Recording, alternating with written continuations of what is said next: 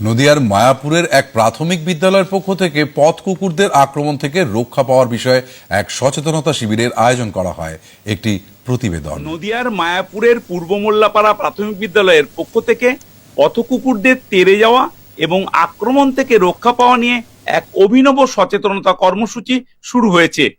আচমকা পথ চলতি কুকুরের আক্রমণ থেকে রক্ষা পেতে কি করণীয় তা শিক্ষক মহাশয়রা স্কুলেই শিশুদের শেখাচ্ছেন। আমরা যখন বিদ্যালয়ে আসি, রাস্তায় যদি আমরা কুকুর দেখতে পাই, সেই কুকুরকে কিন্তু আমরা বিরক্ত করব না, অর্থাৎ ঢিল কিন্তু ছুড়বো না। ঢিল ছুড়লে কি হবে? কুকুরগুলো আমাদের প্রতি একটা আক্রমণাত্মক ভাব দেখাবে।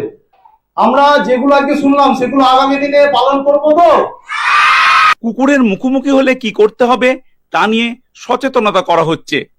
অভিযানে অংশ নিয়ে পড়ুয়া থেকে অভিভাবিকা কি বলছেন শোনা যাক। আমাদের বাড়িতে কুকুর আছে, আমাদের বাড়ির কুকুর দেখলে ভয় লাগে না, রাস্তায় কুকুর দেখলে খুব ভয় লাগে।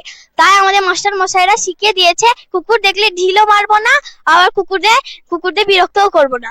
কুকুরে যে একটা সামাজিক জীব, আমরা সেটা মন থেকে জানতে পারলাম। এর আগে আমাদের এগুলো জানা ছিল না, এবং আমাদের বাচ্চাগুলো যখন স্কুলে যাবে তখন আমরা সতর্ক থাকবো, এবং আশেপাশে যে লোকগুলো থাকবে তাদেরকেও আমরা বলে দেবো যে বাচ্চাগুলো যখন স্কুলে যাবে যেন তাদের উপর একটা দৃষ্টি আকর্ষণ করে থাকে। শুধু পড়ুয়াই নয়, অভিভাবক অভিভাবিকাগণ ও স্কুল সংলগ্ন এলাকার গ্রামবাসীদেরও সচেতনতা করতে চলে কর্মসূচি।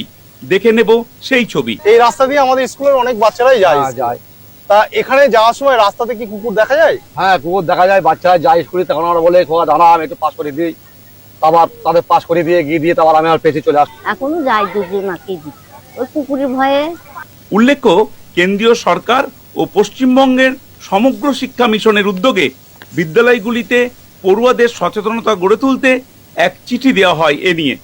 এরপরই নদিয়ার মায়াপুর মোল্লাপাড়া প্রাথমিক বিদ্যালয় তা কার্যকর করতে একগুচ্ছ কর্মসূচি শুরু করেছে। বিদ্যালয়ের প্রধান শিক্ষক হিরণ শেখের কথাই। সচেতন করা বা সাবধান করার জন্য আমরা সরকারিভাবে নির্দেশ পেয়েছি। সেই নির্দেশ মোতাবেক আমরা বিদ্যালয়ের ছাত্রছাত্রীদের প্রার্থনা সমাবেশে একগুচ্ছ যে কর্মসূচিগুলো আছে বা তারা কিভাবে সচেতন হবে বা সাবধান হবে সেগুলো তাদেরকে শোনানো হয়েছে। এছাড়াও আমাদের বিদ্যালয়ের এলাকায় অভিভাবকদের নিয়ে একটা সচেতনতামূলক কর্মসূচি আমরা করেছি, যার মাধ্যমে তারা জানতে পেরেছে যে তাদের সন্তানকে কিভাবে বিদ্যালয়ে আসার পথে পথ চলতি কুকুর থেকে তারা সচেতন হয় এবং সাবধান হয়। নদিয়ার মায়াপুর থেকে অনুপম মদক, দূরদর্শন সংবাদ।